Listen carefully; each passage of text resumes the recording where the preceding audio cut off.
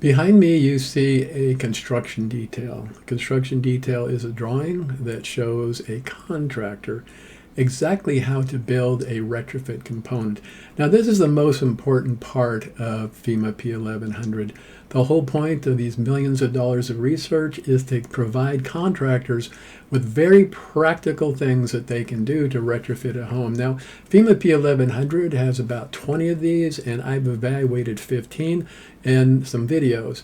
Now I'll show you where the videos are. If you come up here to where it says FEMA P-1100, and you drop down here to FEMA P-1100 videos, and you come here, you'll see all the videos that I created. And it's important for you to look at those because those will give you some advice on, better ways to do it. I actually created these as a committee member because I was showing other committee members what I believe were better ways to accomplish the same goal. I also developed about 60 details of my own that I would use in my company. So for example, if I had an employee who was new and he wasn't quite sure what to do, all I would have to do is hand him a detail and say, okay, this is what you need to do whenever you see this situation. So that's what construction details are, and that's why they're so important, because they're so practical. And that's why FEMA P-1100, the entire goal was to make something practical so that the public could be protected. Now let me show you where to find those details. You come over here to where it says how to, drop down construction details. You come here and here's all the construction details. There's some on basic engineering, there's some educational videos, there's lots of how-to videos. Now for example, this one right here where it says lag bolt connectors, this is one we use fairly often. If I come over here, it'll take me to this this construction detail right here. It shows me exactly what to do. So for example, over here, it tells me exactly what the hardware is. I don't have to wonder what it is. For example, when we were looking at the FEMA P-1100 details, it wouldn't tell you that it was a Simpson piece of hardware. It would just make you guess, which really makes it difficult. So the details that I have on my website are much easier to use. Now this same detail has a quality that you won't find in other places. If you come down here, you'll see this clickable link. You click on that. This will take a contractor to a video that shows him exactly what he needs to do. And that way he can actually watch someone do what he needs to do so he doesn't have to guess.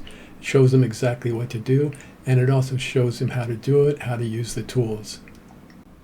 I offered all the details I made and also offered to make videos for each one free of charge for the committee, but they were not interested.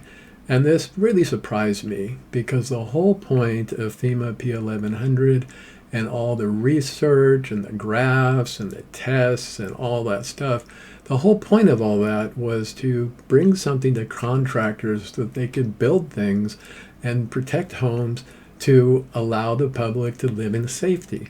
Now, unfortunately, that's not what happened. Instead, we have mountains, millions of dollars of research, millions of dollars of test reports, all sorts of stuff that contractors can't even use. And all that money doesn't seem to have really done a whole lot. And I think this comes from the fact that there were scientists who were doing all this sort of thing. They love graphs, and they love tests, and they like research reports, and they like to publish research reports. That's what they're interested in. And I think if you put them under a house, in fact, I know if you put them under a house, they really wouldn't know what to do. I remember one of the engineers who I happened to know on the committee, I remember I met him in San Francisco to, evaluate an apartment building that he was involved with somehow, and he didn't even know what a bolt looked like. And, I'm not surprised because they're in a completely different world. And the same for contractors. If you were going to put a contractor in a testing lab, he would have absolutely no idea what to do. He would be in a completely different world.